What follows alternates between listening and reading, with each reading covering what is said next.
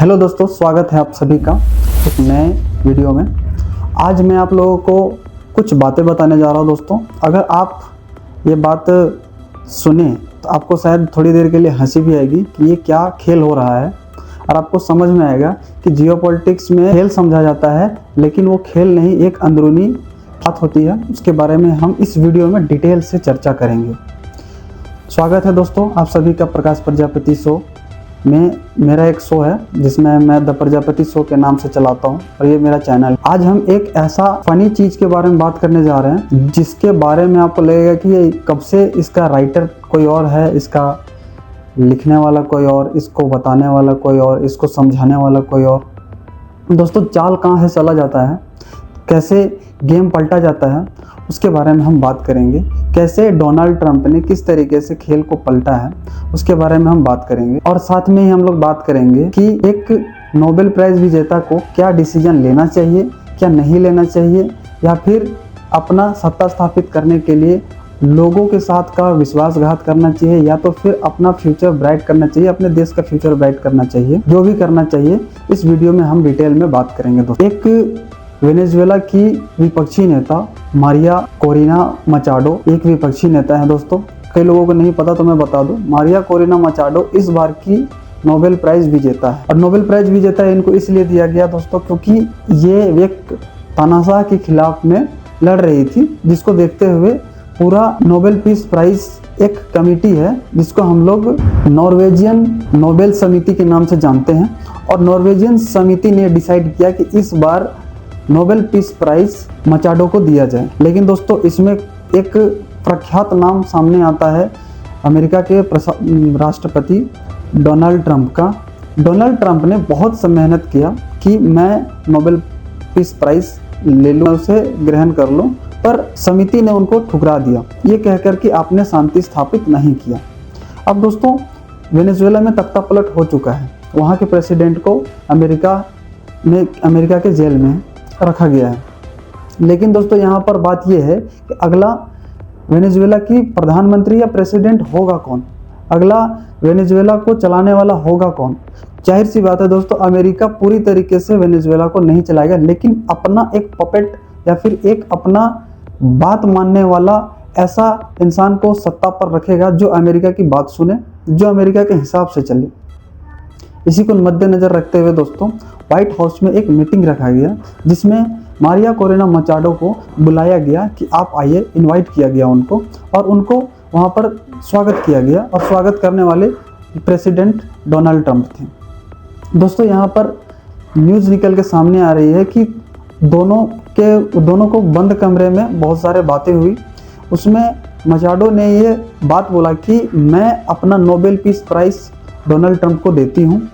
और मजाक की बात तो हद है, आप जरा सोचिए कि डोनाल्ड ट्रंप ने खुद ये कह दिया कि मैं इसे स्वीकार भी करता हूँ, यानी कि एक इंसान को मिला हुआ प्राइज को वो दान में देने के लिए भी तैयार हो गया। हालांकि जो समिति है उसने इसको पूरे तरीके से इनकार किया है कि किसी इंसान, एक पर्टिकुलर इंसान को दिया जाता है, वो किसी को दे नहीं सकता। लेकिन हाँ, हो सकता है कि वो दान कर दे। ये दान करने की प्रथा है दोस्तों, अगर किसी को लगता है तो वो दे सकता है, लेकिन इतिहास उसे सिर्फ और सिर्फ जिसने दिया है उसी के नाम से जाना। दोस्तों, ट्रंप का मानना है कि मचाडो ने खुद अपने हाथों से दिया और ट्रंप ने इसे स्वीकार भी कर लिया। आगे अगर हम बात करें कि ये कितना बड़ा मतलब अजीब सा है कि किसी एक इंसान को प्राइज मिला और उसने दान कर दिया। बहुत मेहनत से नोबेल प्राइज मिलता है दोस्तों, बहुत ज़्यादा संघर्ष करना पड़ता है। किसी को तो कई लोगों को तो पता भी नहीं होता कि उनको प्राइज मिलेगा भी नहीं मिलेगा। इसको सम्मान करना चाहिए। अब यहाँ पर एक बात निकल के सामने आ रही है कि ट्रंप ने ये दावा किया कि मैं अपने ज़िंदगी का अभी तक में 8 युद्ध रुकवा चुका हूँ। क्या फ़ायदा, अपने ही सैनिक को उतार करके उस देश का जियोग्राफिकल पॉलिटिकली चेंज करके उसको एक शांति स्थापित टाइप का करके बोलते हैं कि मैं इस देश को शांति करके रखा हूँ, शांति बना के रखा हूँ, इसके लिए मुझे प्राइज़ मिलना चाहिए।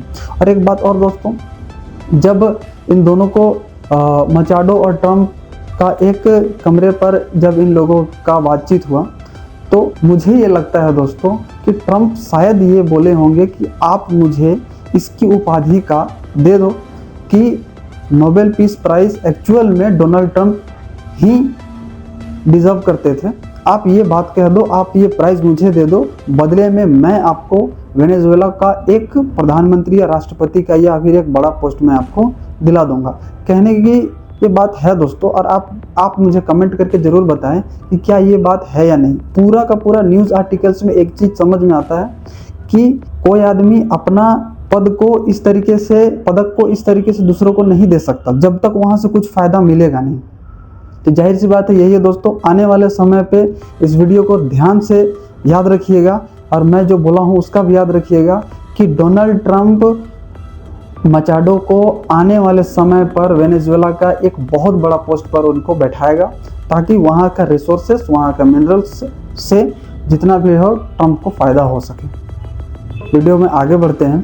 ट्रंप ने ये बात बताया कि हम दोनों का जो मचाडो और ट्रंप का जो मीटिंग है उसमें बताया गया कि वेनेजुएला का अगला राजनीतिक किस तरीके से तय किया जाए, और इसी को देखते हुए आपस में इन लोगों ने क्या करा उससे किसी को लेना देना नहीं है। बस इतना है कि मचाडो ने कहा कि मैं अपना जो नोबेल पीस प्राइज़ है उसे मैं डोनाल्ड ट्रंप को देना चाहती हूँ, जो कि असली में ये डिज़र्व करते हैं, इस तरीके का उन्होंने बयान दिया है। लेकिन दोस्तों इसमें सिरे से खारिज करते हुए जो नॉर्वेनियन नोबेल समिति है दोस्तों, उन्होंने कुछ बातों को खारिज करते हुए कहा कि नोबेल पीस प्राइज़ को आप डोनेट कर सकते हैं, आप किसी को दे सकते हैं, लेकिन समिति ने यह बात स्पष्ट की कि आपके नाम से ही विश्व में जाना जाएगा कि आपको ही प्राइज़ मिला है, ना कि किसी और को। आपके नाम से ही पूरा विश्व जानेगा कि the winner of 2025 Nobel prize is Maria.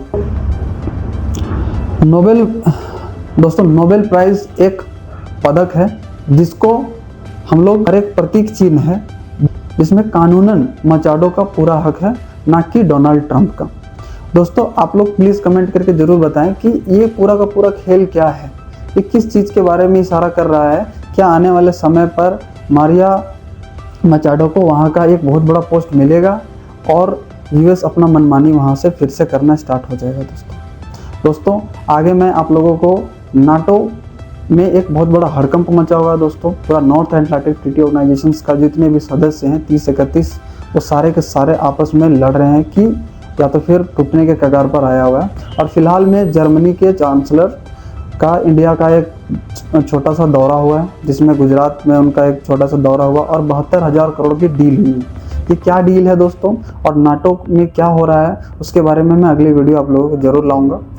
Please आप लोग कमेंट करके ज़रूर बताएं कि क्या अभी जो हुआ है ये सही है।